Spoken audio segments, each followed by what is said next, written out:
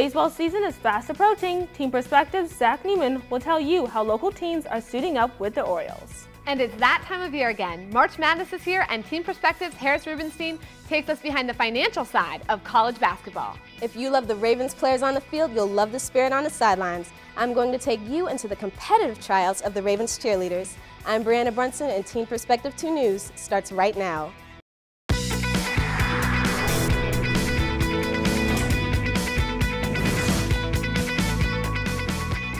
Hello and welcome to Team Perspective 2 News. I'm Chantel Bevins. And I'm Zach Newman.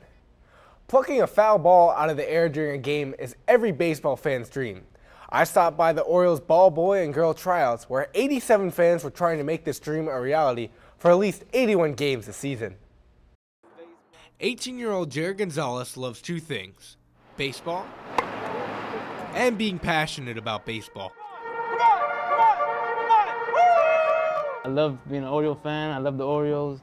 I love baseball and, grounding balls and being enthusiastic. Just great. Gonzalez and other hopefuls felt a surge of emotion when they stepped on the grass of Camden Yards. I was anxious. I was nervous, It was my first time doing anything this big, and you're just ready. Adrenaline, that's all it is, basically adrenaline, and you're just ready for anything.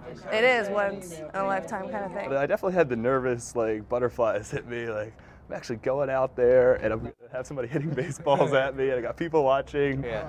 So it was a pretty awesome experience. There is certain criteria for someone who fits the ball person bill. Someone who's able to field a ground ball is important, but also someone who has a great personality, who would interact with the fans, who's outgoing and excited about Orioles baseball. Amanda Sarver, coordinator of public relations and new media and in her third season with the Orioles, said that the duties of ball people are crucial.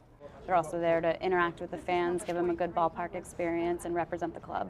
Throughout the course of the entire season, Orioles bat boys and bat girls will have to nab over 23,000 baseballs. Regardless of whether or not they make it, all of them came away with the experience thinking the same thing. Go Orioles! Starver said that of the 87, 12 will be picked to re-interview, and then 6 will be given the job by opening day. In the sports world, March is known for one thing: college basketball. Team Perspective's Harris Rubenstein will tell us why basketball isn't the only reason to cheer for your school. We all know the NCAA men's basketball tournament is on the outside, and it is considered one of the greatest sports events all year. For the kids participating, it is a chance to see how you stack up against the best basketball players in the country. But for the small schools playing in the tournament, it isn't just fun and games. It's also about the money. For colleges, it's all about the financials. $239,664 is how much the NCAA pays a school for a single appearance in the tournament. That's just for one game. I did the math, and that nearly $240,000 can be split up into more than 8 scholarships based on Loyola Maryland's average tuition. The cashing in continues because the NCAA has a system where the value of that appearance increases 7% every year for 6 years. So one appearance, even as a 15 seed, is worth a total of $1.9 million. If your team is really good and you make it to the Final Four, that appearance is worth $9.1 million. The game's value isn't just in money, as it boosts popularity for the school. Look at a school like Butler University. It reached the championship game in 2010 and 2011. The estimated value of the publicity and exposure they received was $639 million, and the applications to the school increased by 41%, according to a study by USA Today. For the big basketball colleges like UNC or Duke, this amount of money and popularity isn't anything new. But for the smallest schools like Loyola Maryland, March Madness is a revelation. I hope you enjoy watching your favorite team in the tournament this March, and remember to keep your TV volume down, because if not, Gus Johnson will make you pay. For Team Perspective 2 News, I'm Harris Rubenstein. If you're looking for a great way to give back to the community this summer, then Shoot Out for Soldiers. This 24-hour lacrosse event was created last year by Tyler Steinhardt. He's a 2012 graduate of Boys Latin. It's making a comeback at the McDonough School this year. And last year, the event raised more than $120,000. More than 5,000 lacrosse players participated. This year, the event is scheduled for mid-June. The sign-up information will be posted on our website at abc2.com/teenmedia. A 15-year-old girl is nominated for the Nobel Peace Prize. She risked her life to go to school. In Swat Valley, Pakistan, Malala Yousafzai spoke out against the Taliban to fight for women's education. On October 15, 2012, the Taliban shot her in the head. Miraculously, she was discharged from Queen Elizabeth Hospital in Birmingham, England on February 4th. She says she won't stop fighting for Afghan girls to be allowed to go to school. While Malala is fighting for the right to learn how to read and write, many kids here may not know how much control they have over their education. That's right. In fact, student involvement can help you become more attractive to colleges and employers. Many students know that academics are important, but don't realize that student involvement in sports and clubs can be just as important. I talked with Mrs. Natalie Adams, an assistant principal for Baltimore County, who has helped many students become successful through involvement in extracurricular activities. And as long as you and young people can figure out how to balance all of those extracurricular things and maintaining the academics and taking care of self first, they'll say it can be done. Mrs. Adams says the best way to get students involved is to talk to your friends. I think it makes a difference because it makes it realistic and more plausible. In Baltimore County, the criteria for being involved in sports is to have at least a 2.0 GPA and no more than 1 E. We may perhaps be missing out on some kids that would like to be involved just so that they can turn the situation around.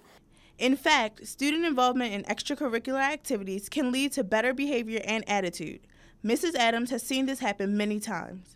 When you see a young lady go from her early existence to making decisions that were influenced by perhaps just interacting with you, and they choose differently, you're grateful for that. Statistics have shown that being involved in extracurriculars makes you a better candidate to get into the school of your choice. Involvement also allows you to come out of your shell and create friendships. They won't know what they can or can't do until they perhaps take a chance and try to experience something different outside of the norm. For other ways to get involved, visit abc2news.com. For Team Perspective 2 News, I'm Chantal Bevins. Do Good Because We All Should is one of the many mottos for the University of Maryland's second annual Do Good Challenge. The program is sponsored by the UMD Center for Philanthropy and Nonprofit Leaderships. It inspires Maryland students to find creative ways to raise money and awareness for charitable causes. Later in the show, Teen Media's Mike Jabornia will interview a UMD student who is doing good. New York City has a new plea for teens: turn the music down. Loud music streaming through headphones poses a serious risk for hearing loss. The city plans to educate teens through social media and other marketing. The $250,000 campaign is part of a larger program that also focuses on other unhealthy habits. It will try and get teens to stop smoking and to drink less soda. But not all unhealthy habits are intentional. That's right. Like the cologne. Studies show that an average of 14 unlisted chemicals go into perfumes. Some of them, like the one in Abercrombie's Fierce, have chemicals linked to sperm damage in adult men. Well, if we sign the petition against it at teensgoinggreen.org, we can stop businesses from putting these chemicals on the market. Coming on next on Teen Perspective, meet a teen who is inspired by a music star from the 18th century. He sings and plays piano. Find out how a prodigy of the future is taking lessons from past musical greats. Then later on, Teen Perspective. It's the only sport played on a broomstick. I'm Spinning-Gatton, and I'll tell you about it. If the broomstick's not for you, maybe cheering for the Ravens is. We've talked to a dancer trying to sashay her way onto the sidelines next season. All that and more next.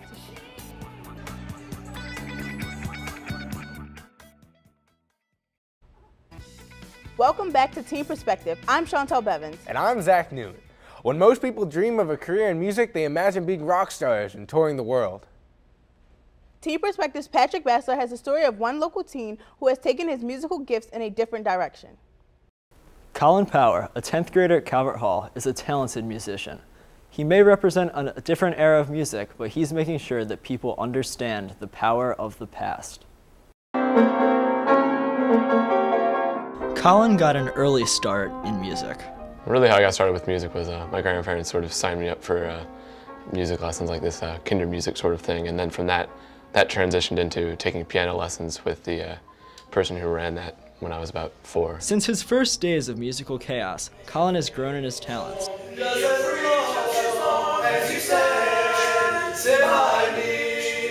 He sings in several acclaimed vocal groups, and along with the piano, he plays the organ and the guitar. Colin never dreamed of selling out rock concerts. He aspired to be more like a rock star from a past era, more like his hero, Bach. I feel like to play a lot of classical music. While it certainly doesn't contain the catchiness of today's pop music, Colin says classical is something that a lot of music lacks. I mean, it just has a wide spectrum of emotion that you can really relate to anything you want to play that day. You know, whether it's something that's really happy or really sad, you know, classical music will have that, and you can play that. It is this emotional connection that inspires Colin to continue his musical career and aim to be as great as his heroes. I mean, like Bach. Bach is definitely one of my inspirations because he put so much dedication into his work and put forth so many, so many writings and compositions and that are all really high caliber. It's just an inspiration. Just keep going, keep practicing, and eventually one day maybe I'll be as good as he was. I don't know. Reaching such a lofty goal may seem difficult, but Colin understands how modern musicians can use technology to their advantage. I mean, the internet nowadays, you can basically find any piece of music at the click of a button. And that's a great way, of showing people what you can do. And people, there are people out there online that will really appreciate that. And for Colin, this ability to spread his music is key to fulfilling what he considers his musical purpose. Hope I can, like I said, bring people into contact with their true self, through music. As Colin continues to follow his musical dreams, you can follow him by checking out his a cappella group, The Tetrons, on Facebook. For Teen Perspective 2 News, I'm Patrick Bassler. What do you get when you mix thousands of creative college students and a task to implement change? Teen Perspective's Maestro Borneo tells you all about the University of Maryland's Do Good Challenge. Hello everyone, I'm here with University of Maryland Entrepreneurship and Innovation student Nick Henninger, who's here to tell us all about his program's participation in the University of Maryland's Do Good Challenge. Hi Nick, how are you? Thank you so much for joining us. Absolutely, good to be here. What is the Entrepreneurship and Innovation Program's project for the Do Good Challenge? Well, for the Do Good Challenge, the Entrepreneurship and Innovation Program is focusing on financial literacy. Because basically in the EIP program, we're all about teaching how to change a good idea into a successful business venture. And so we thought that a good way to extend that would be to bring financial literacy into the classroom of high school students in the DC metro area, as well as onto the computer screens of students all across the country so they can better understand how to manage their money. What are some ways in which you plan to implement those changes into the classroom in the greater community? Absolutely. Yes, we've actually already begun to do that. We went to Eleanor Roosevelt High School this past Friday in Greenbelt and talked with about 60 kids about financial literacy. We had a whole presentation for them, which was really an enjoyable time for everybody. And we're going to continue to try to do that, reaching out to different schools in the DC metro area and continuing to bring our message to those schools. As a group, how did you come up with this idea? Well, actually, Naya Frazier, who is a Team Media alum here, came up with the idea, and as a class we voted on it, and this is what we decided to do. And so it's very exciting. I'm very excited to see how it's been developed from just the idea stage to where it is now. And it's really a very exciting thing for us. How can other students outside of University of Maryland get involved? Okay. Well, first of all, they can go to our website, www.babygotbank.org, as well as our Facebook page, which is just Baby Got Bank. And basically, when they're there, they'll find a bunch of different resources they can use to better understand financial literacy concepts, which we're bringing in from all across the internet and from the University of Maryland professors, etc. And so that is a great way for us to connect with them. We can answer their questions. We can do a variety of things to help them in their financial literacy process. Have you received an overwhelming response? We have, actually. We've had a good amount of schools who've been interested in having us come talk to them, and our internet presence is constantly growing. And so it's been a really great experience to see the number of people that really need help with understanding financial literacy. It's a very complicated world, checks and credit scores and all that type of thing, and we just want to help them to be able to help themselves, really. So. Thank you so much, Nick. Absolutely. Now that you're inspired, how will you get involved in your own Do Good Challenge? For more information about the program and to get involved, visit our website at abc2news.com/teenmedia. I'm Maestro Borneo with your Teen Perspective. Many teens take their ability to play sports for granted, but you're about to meet a group of cheerleaders who knew that athletics is a gift. Team Perspective's Marissa Russell discovers how they bring their passion to the mat. The Cobras, part of the Vipers cheerleading organization, represent the Special Olympics of Harford County. I talked to one cheerleader who calls the Cobras her family and the gym her home. Cheer! Take it to the top! We got the winning team! It's one huge family. It's not just the Cobras, it's Cobras and the Vipers. 14 cheerleaders with special needs and 10 helpers make the Cobras a small but powerful team. We have cheerleaders who have been doing this for years, and we have new cheerleaders who have never participated in cheerleading before. The Cobras compete at many local competitions alongside other Vipers teams and have achieved much success.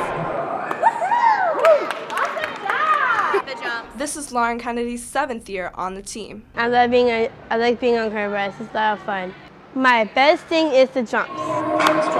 Skills Lauren and her teammates couldn't have learned without the family that surrounds them every practice. They're the ones doing the skills. I'm just there to help them if they have a question. In her 3rd year as a helper, Emily Haskell says there's never a dull moment.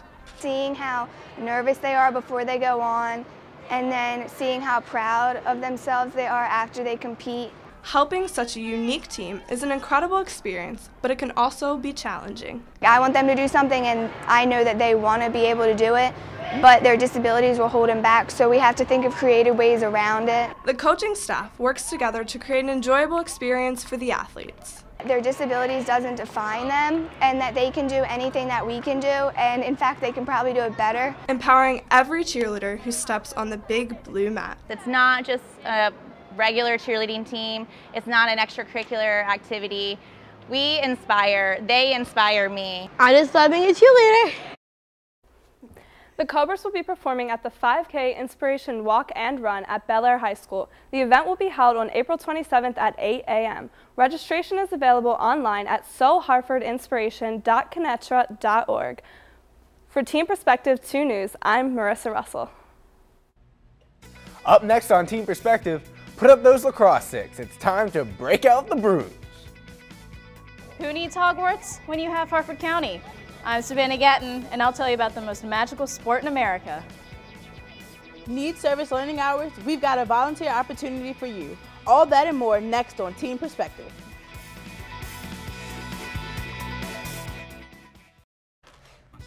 Welcome back to Team Perspective 2 News. I'm Chantal Bevins. And I'm Zach Newman.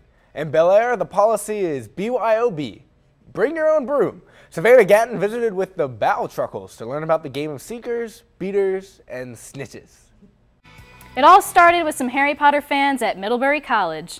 Over 7 years later, the real-life game of Quidditch has grown and flown to Bel Air, where it's helping bring a community of Potterheads together.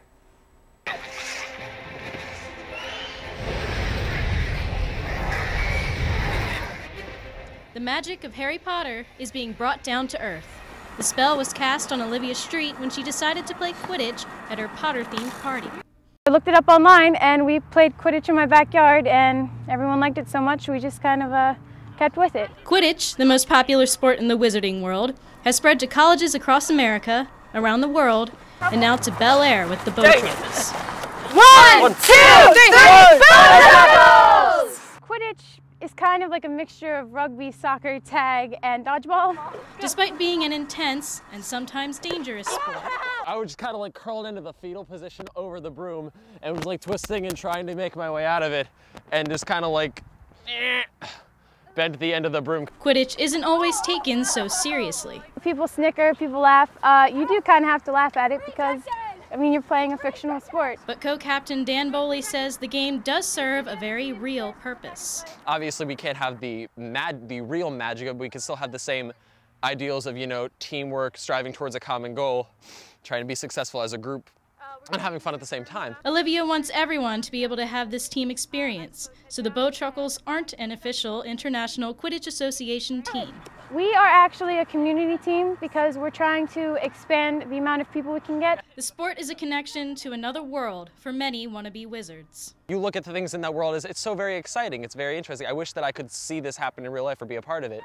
It's a world that Olivia wants to take with her when she leaves home. If my college has an existing Quidditch team, then I'm going to try out. If it doesn't, then I'm going to start one. Anyone who is at least 14 years old can join the Boat Chuckles. You can learn more about them at belairboatchuckles.tumblr.com. For Team Perspective 2 News, I'm Savannah Gatton.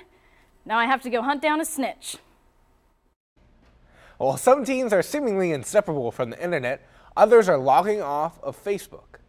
93% of teenagers are online and 73% are on social networks. Facebook has some tough competition with Tumblr, Twitter, and Instagram. The reason for Facebook fall is said to be because everyone is on it, anyone from family members to your future employers.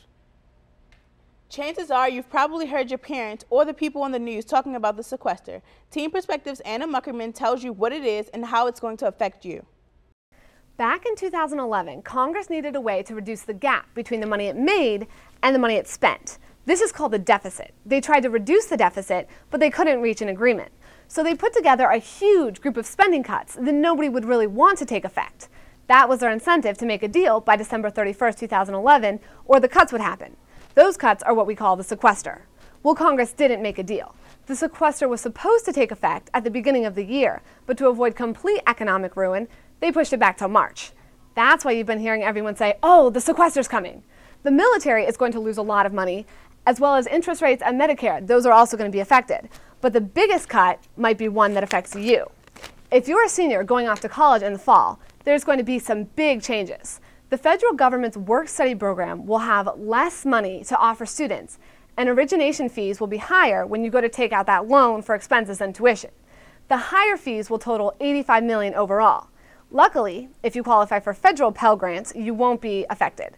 1,400 public school districts will also receive less money to help their students, which compared to the rest of the states is actually quite a large amount.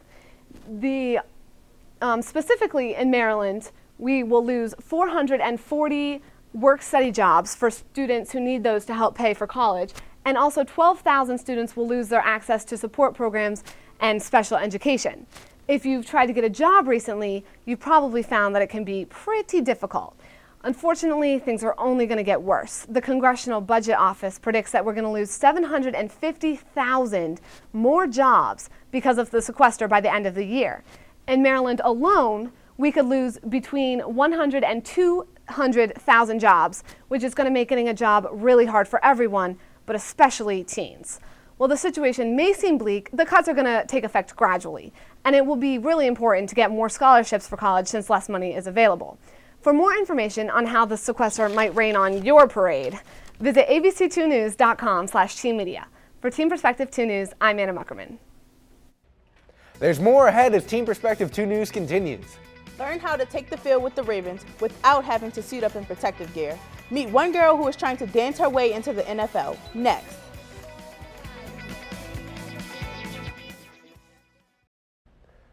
Welcome back to Team Perspective 2 News. I'm Zach Newen. And I'm Chantel. Some local cheerleaders are fighting for a spot on the sideline. Team Perspective's Brianna Brunson talked to a dancer trying to leap her way into cheering for the Ravens. That's right. The Baltimore Ravens had their cheerleader tryouts on March 3rd. Hundreds showed up, but only 50 could make it. I spoke to one girl whose love for dance made the competition fun. Baltimore Ravens cheerleaders. My mom told me, she was like, I don't understand why you wouldn't go for it. You've got nothing to lose. Her name is Victoria. Her smile is infectious, but she knows that that alone won't impress the judges. I pretty much just kind of stretched myself, conditioned myself a little bit, practiced some of the stuff that I've been doing since I was 2. The pay, not much. But the experience she would gain from this would be priceless. Just being a part of the team and being able to dance on a football field again, that'll be fun. She's 1 out of 250. But is there one thing that makes her unique from the others? We all look the same. Our hair is done the same way, our makeup's done the same way. She's focused and determined, but she's also grateful for the opportunity. I don't make it, it was a good experience because I've never been to anything like this before. It just looks like a lot of fun and like a really good experience to be a part of. To see more pictures of the cheerleader tryouts, visit the Baltimore Ravens website, baltimoreravens.com. I'm Brianna Brunson with your Teen Perspective. Well, that's all for this edition of Team Perspective 2 News. Thanks for watching. We'll see you next month. Have a great day.